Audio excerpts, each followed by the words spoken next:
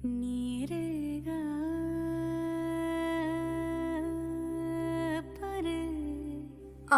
চেতনার রঙে পান্না হলো সবুজ, চুনি উঠল রাঙা হয়ে। আমি চোখ মেললুম আকাশে, জ্বলে উঠল আলো পূবে পশ্চিমে। গোলাপের দিকে চেয়ে বললুম, সুন্দর সুন্দর হলো সে। তুমি বলবে, এ যে তত্ত্ব কথা, এ কবির বাণী নয়।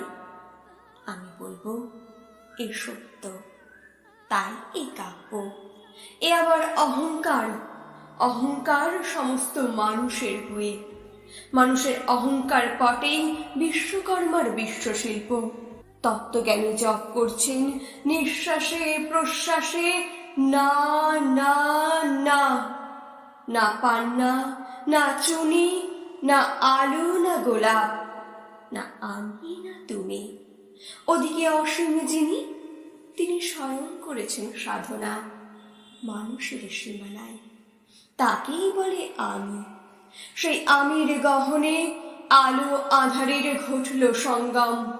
দেখা দিল রূপ, জেগে উঠল রস, না কখন ফুটে উঠে হলো হা। মায়ার মন্ত্রে, রেখায় রঙ্গে, সুখে দুঃখে। একে বলো না তত্ত্ব। আমার মন হয়েছে পুলকিত। বিশ্ব আমির রচনার আসরে হাতে নিয়ে তুলি, পাত্রে নিয়ে রং। পণ্ডিত বলছেন, বুড়ো চন্দ্রটা নিষ্ঠুর চতুর হাসি তার। মৃত্যুদূতের মতো গুড়ি মেরে আসছে সে পৃথিবীর পাঁজরের কাছে। একদিন দেবে চরম টান তার সাগরে, পর্বতে, মর্তলোকে, মহাকালের নূতন খাতায়।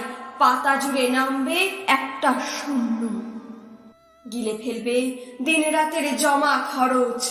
মানুষের কীর্তি হারাবে অমরতার ভান, তার ইতিহাসে লেপে দেবে অনন্ত রাত্রির কালি। মানুষের যাবার দিনের চোখ বিশ্ব থেকে নিকিয়ে নেবে রং, মানুষের যাবার দিনের মন ছানিয়ে নেবে রস। শক্তির কম্পন চলবে আকাশে আকাশে, জ্বলবে না কোথাও আলো। বিনাহীন সভায় যন্ত্রের আঙুলে নাচবে, বাজবে না সুর। সেদিন কবিত্বহীন বিধাতা একা রবেন বসে নীলিমাহীন আকাশে, ব্যক্তিত্ব হারা অস্তিত্বের গণিত তত্ত্ব নিয়ে।